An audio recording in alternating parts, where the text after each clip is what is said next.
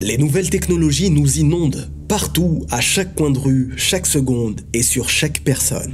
À tel point qu'il est difficile pour une personne de savoir d'où se lève le soleil et où il se couche. Les musulmans ne sont malheureusement pas épargnés, bien au contraire, et ceci à travers toute la planète. Par exemple, pour les heures de prière, l'écrasante majorité d'entre eux se fie aux calculs astronomiques, présents sur des calendriers, à la télé ou même sur des applications, alors que bon nombre d'entre eux ont la capacité d'observer la course du soleil au cours de la journée. Nous devons tous savoir qu'un signe majeur de la fin des temps nous parviendra un jour sous nos yeux. Ce signe a pour particularité de marquer la fin de tout potentiel repentir. Toutes les personnes qui seront témoins de ce signe ne pourront plus faire marche arrière. Ce signe, c'est le lever du soleil à partir de l'endroit où il se couche habituellement. Les gens sauront alors à sa vue que l'islam est vérité et que les attend un jugement pour ce qu'ils faisaient. Allah nous informe dans la sourate Al-An'am, au verset 158, « Le jour où certains signes de ton Seigneur viendront, la foi en lui ne profitera à aucune âme qui n'avait pas cru auparavant ou qui n'avait acquis aucun mérite de sa croyance. » Oui, ces deux catégories de personnes ne tireront aucun profit de leurs actions passées. Ni celui qui ne croyait pas en Allah, ni celui qui l'adorait de façon non conforme et non sincère. D'où l'importance d'étudier le tawhid et de se prémunir du shirk. Toute personne doit savoir que si ses actes ne sont pas sincères, c'est-à-dire voués à Allah seul, et si ses actes ne sont pas conformes, c'est-à-dire effectués selon la façon dont le prophète sallallahu alayhi wa sallam nous l'a enseigné, tous ces actes seront alors poussière éparpillée le jour du jugement dernier.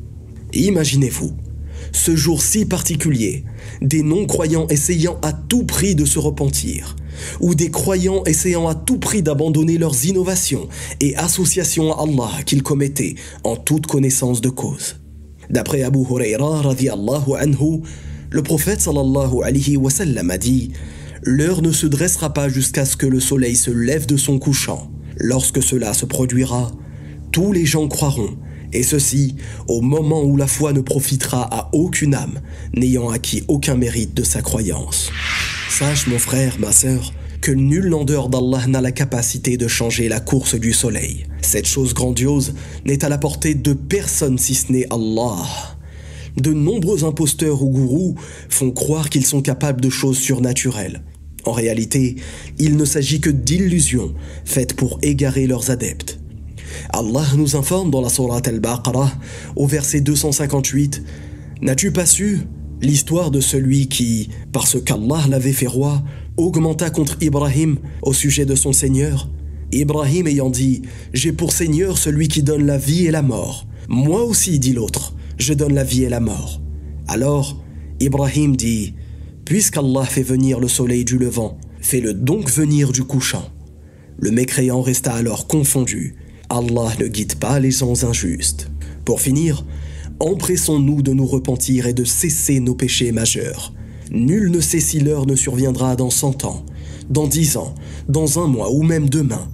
Sachez qu'Abu Moussa radhiyallahu anhu nous informe que le prophète sallallahu alayhi wa sallam a dit « Certes, Allah tend sa main de nuit afin que le pécheur de jour se repente, et tend sa main de jour pour que le pécheur de nuit se repente, jusqu'à ce que le soleil se lève de son couchant. Wallahu a'lam, barakallahu fikum, wassalamu alaykum wa rahmatullah. »